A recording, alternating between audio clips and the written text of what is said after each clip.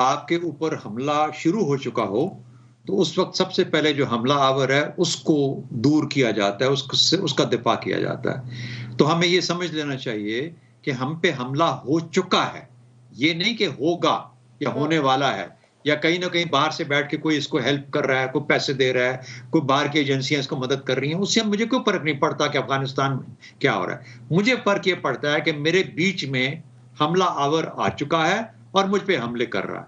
मुझे सबसे पहले उससे अपने लोगों को बचाना है, उस हमलावर को ख़त्म करना है, जो मेरे अंदर आके बैठा हुआ है और फिर आहिस्ता-आहिस्ता एक और मर्तबा, ये जिसे कहते हैं कि रद्दुल फ़साद मुझे क्रिएट करना है, मुझे कराना है ताकि मैं अपनी सरहदें पाक साफ़ कर सकूँ। जब मैं दोबारा वो अमल करूँगा, चाहे उसमें मुझे 8 शहजाद साहब, साल लगे। कतई कलामी की माजरत माफ कीजिएगा सर, बॉर्डर पर हम फेंस करके बॉर्डर्स कंट्रोल कर चुके थे। आप कह रहे हैं नहीं, हमें फिर नहीं, घर को नहीं, नहीं देखने की कंट्रोल। जरूरत है।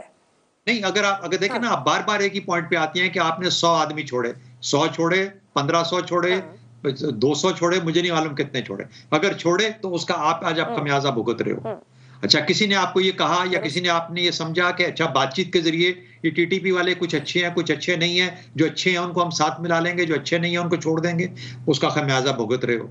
कोई बाहर से बैठ के इन टीटीपी वालों की कोई कली मरोड़ रहा है, उसका खमियाज़ा भुगत रहे हो।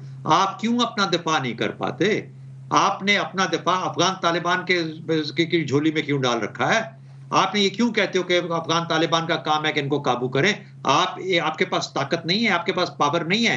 ये जहाँ पे हैं, निसार राणा साहब कह रहे थे कि हमें पता है, बल्कि ज़ैगम साहब, कि ये जहाँ हमें पता है कहाँ पे ये ट्रेनिंग करते हैं। इनकी तरबियत गाहें किधर हैं? ये रहते हुँ, किधर हैं? ये करते क्या हैं? तो आप इंतज़ार कर लें। चलें, मैं कहता हूँ इंतज़ार ही कर लो, अपने एरिया तक आने दो, लेकिन ये काबिलियत तो रखो कि उनको वहाँ पे रोक सको और पता कर लो कि कौन कब आया।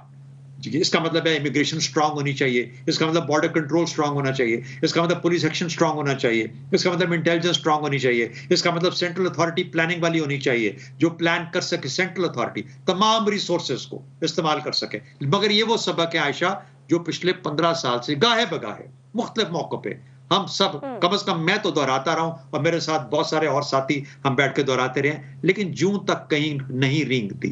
हम वापस आ जाते हैं उसी उन्हीं रवैयों पे, उन्हीं तरीकों पे जहां पर कि हमारी आम रोजमर्रा की जिंदगी जैसे गुजरती है।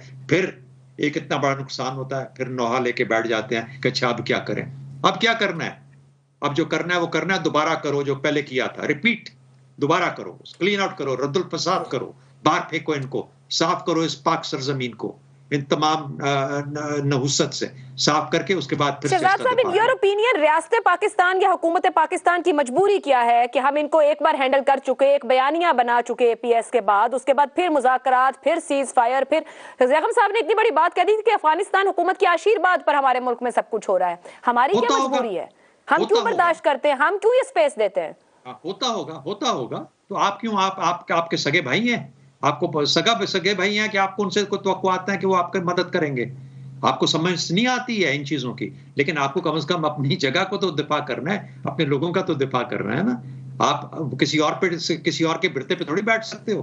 पता नहीं कौन-कौन सी एजेंसियाँ वहाँ बैठी क्या-क्या कर रही हैं। सुना है टीटीपी के शख्साने और इनके ताल्लुक पता नहीं किन-किन कितने हज़ारों मील दूर जाके मिलते हैं लोगों एजेंसियों के साथ। अगर ऐसी बात है, मुझे उससे फ़र्क नहीं पड़ता, मेरे तो घर के अंदर हमला हो रहा है भाई, मुझे तो अपने घर का दिफ़ा करना है। तो कम से कम सरहदों के अंदर मेरा मुल्क पाक साफ़ होना चाहिए ताकि कोई अंदर आने की हिम्मत ना कर सके। लेकिन अगर आप खुद ढीले हैं, वो आ भी जाते हैं, कुंडियाँ खुल भी जाती हैं, तशरीफ़ भी ले आते हैं, रह भी जाते हैं, तैयार भी हो जाते हैं और फिर फाड़ भी रहते हैं अपने आप को, तो फिर किसी और को बुरा भला क्या कहना।